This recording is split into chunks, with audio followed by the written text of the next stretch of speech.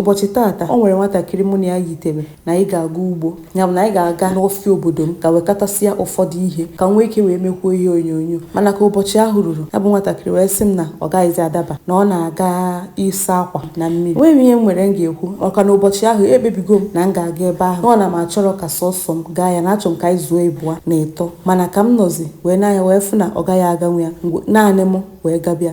Mana ka m ga-asị gị ka amara si wee dị, ka Chukwu si eme amara, wee fụzie ndị anụnwa wee sorozie ha wee banyezie n'ọfịa ahụ wee wekọtasịa ọtụtụ ihe ndị dịgasị iche iche.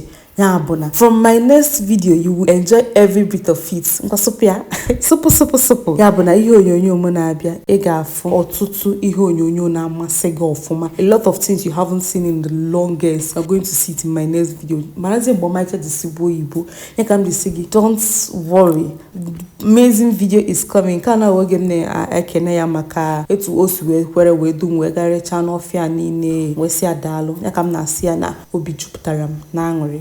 Mgbe onye ahụ disappointed himself, mụ na-agbadata mụ si ka ebe m ga-esi ebido kịta. At the time I wanted to go back, so but that mind said mba, just na-agbada ị ga-afrịrị mmadụ. Chukwu kpọtazie unu. So it was an experience. Life was good. Yeah, it was.